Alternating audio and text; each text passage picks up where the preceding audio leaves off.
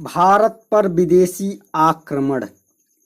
ईरानी आक्रमण। हाखामनी वंश। 6ठी शताब्दी ईसा पूर्व में उत्तर पश्चिमी भारत की राजनीतिक अस्थिरता ने ईरानी शासकों का ध्यान आकर्षित किया। हाखामनी साम्राज्य का संस्थापक सायरस द्वितीय 558 ईसा पूर्व से 529 ईसा पूर्व गर्डोसिया या मकरान के रास्ते भारत की ओर आया, लेकिन उसे सफलता नहीं मिली। डेरियस प्रथम 522 ईसा पूर्व से 486 ईसा पूर्व के 3 शिलालेखों बहिस्तून, पार्सिपोलिस तथा नक्शे रुस्तम से स्पष्ट होता है कि उसने गांधार तथा पंजाब को अपनी साम्राज्य का अंग बना लिया। हेरोडोटस प्रथम के अनुसार डेरियस प्रथम के 20 प्रांतों में अंतिम प्रांत शासक था। 517 ईसा पूर्व उसने साहसिक नाविक साइलैक्स के अधीन एक नाविक अभियान सिंधु नदी के खोज करने के लिए भेजा। भारतीय प्रदेशों पर ईरानी आधिपत्य डेरियस थर्ड के समय तक चलता रहा। एरियन ने माना है कि डेरियस थर्ड ने 320-33 ईसा पूर्व में सिकंदर महान के साथ आरवेला के युद्ध में भारतीय सेना का प्रयोग किया। यूनानी आक्रमण। मकदूनियावासी सिकंदर ने अंतिम हाखामनी साम्राज्य डेरियस तृतीय को परास्त कर अपने लंबे अभियान के बाद हिंदू कुश का दर्रा पार कर 326 ईसा पूर्व में पश्चिमोत्तर भारत में प्रवेश किया। सिकंदर के तक्षशिला पहुँचते ही तक्षशिला के शासक आम्भी ने निकया में उसके आक्रमण से पूर्व ही आत्मसमर्पण कर दिया। अभिसार के राजा ने भी सिकंदर की अधीनस्था स्वीकार कर ली। उसके पश्चात सिकंदर ने हाइडेस्पेस यानी झेलम के युद्ध में पोरस को पराजित किया, परंतु उसके व्यक्तित्व से प्रभावित होकर उसका राज्य उसे लौटा दिया और उसका मित्र बन गया। व्यास या हाइडेस्पेस पहुंचकर सिकंदर की सेनाओं ने आगे बढ़ने से इनकार कर दिया। सिकंदर के बार बार अपील करने पर भी वे नहीं माने, तो अंत में 326 ईसा पूर्व उसे वापस लौटने का आदेश देना पड़ा। सिकंदर जिस मार्ग से भारत आया था उसने उसी मार्ग से वापस लौटना तय किया। इससे पूर्व उसने यूनानी देवताओं की स्मृति में व्यास नदी के तट पर अपनी समस्त विजय की सीमा निश्चित करने हेतु 12 विशाल वेदियां बनाकर विधिवत उसकी पूजा की। वापसी से पूर्व उसने अपने विजित प्रदेश को 6 भागों में बांट दिया। सिंधु के पश्चिम में 3 भाग यूनानी, पेठन, निकेनर और फिलिस्त के अधीन व पूर्व में पोरस, आम्भी और अभिसार के राजा को दे दिया। वापसी पर उसे मिंट गुमरी और मुल्तान जिलों में स्थित मल्लोई और अक्सडीकोई लोगों का सामना करना पड़ा।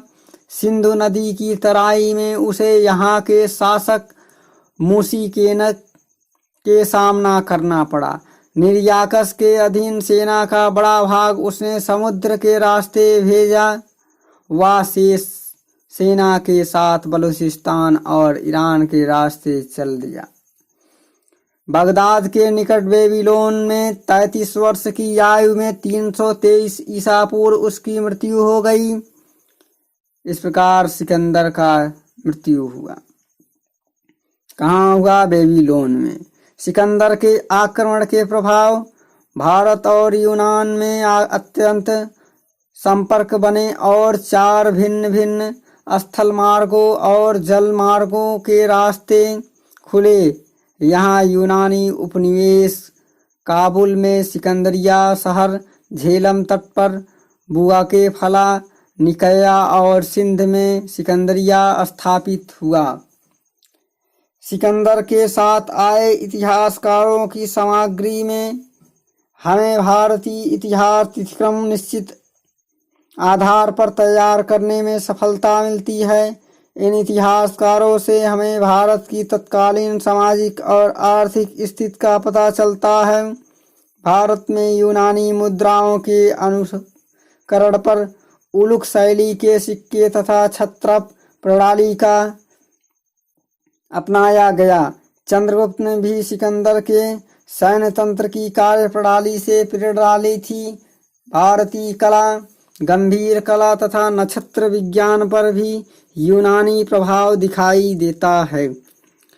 महत्वपूर्ण तथ्यों में 6ठी शताब्दी ईसा पूर्व में ही पहली बार राज की मुहर का प्रयोग हुआ। शुद्धि तथा बस्कर अजातशत्रु के 2 मंत्री थे। तैत्तिरीय आरण्यक में पहली बार नगर की चर्चा है। वत्स्य महाजनपद का शासक उदयन भास के स्वप्नवशतम का नायक था। कथा सरित सागर के अनुसार उदयन का संबंध पांडव परिवार से था। हाखामणि साम्राज्य सूरसेन का शासक अवंती पुत्र बुद्ध का प्रथम शिष्य था। तक्षशिला के शासक आम्भी ने निकया में सिकंदर के सामने आत्मसमर्पण कर दिया था। भारतीय इतिहास में द्वितीय नागरीकरण की व्याख्या है गंगा घाटी की नवीन नगरीय केंद्रों का उदय। भारतीयों ने ज्योतिष शास्त्र के सिद्धांत रोमक तथा पैलिस को यूनानियों से ग्रहण किया और जब सिकंदर की सेना पोरस से लड़ने जा रही थी तो उसके सामने हेरक्लीज की मूर्ति रखी गई थी। कार्टियस ने कहा है ये। और महाजनपदों के उदय के कारण के रूप में निम्नलिखित पदों में से कौन पहला है? विदेशियों द्वारा विजित होने का भय। आइए हम देख लेते हैं महाजनपद के बारे में थोड़ा। 16 महाजनपद। अंग महाजनपद की राजधानी चंपा थी। प्रमुख शासक ब्रह्मदत्त था। यह वर्तमान में भागलपुर व मुंगेर में है। दूसरी जनपद है मगध, गिरिब्रज राजगृह थी। इसका शासक जो है बिंबिसार अजातशत्रु था। पटना, गया तथा शाहाबाद। तीसरा महाजनपद है बज्जी। इसके राजधानी वैशाली थी और इसके शासक कोई नहीं थे। वैशाली तथा उत्तरी बिहार के जिले। काशी, वाराणसी जिसे की राजधानी थी। बानर अश्वसेन, वाराणसी वर्तमान में स्थित है। वर्ष कौशाम्बी, उदयन इलाहाबाद मिर्जापुर में स्थित है। मल्ल, पावा, कुशीनारा यह देवरिया, कुशीनगर, बस्ती गोरखपुर में अवस्थित है। पांचाल, उत्तरी पांचाल अहिछत्र, दक्षिणी पांचाल कांपिल्य, फैजाबाद, गोंडा, बहराइच पश्चिमी उत्तर प्रदेश का क्षेत्र है। सूरसेन, मथुरा, अवंतीपुत्र ब्रजमंडल का क्षेत्र और कुरु, हस्तिनापुर, इंद्रप्रस्थ, हरियाणा व दिल्ली, अलवर, भरतपुर, जयपुर, मत्स्य, विराटनगर, अवंती, उत्तरी अवंती, उज्जैनी और दक्षिणी अवंती, महिष्मती, चेद, शक्तिमती, सौतमती, अस्मकपोतन, गांधार, तक्षशिला, कंबोज, राजपुर।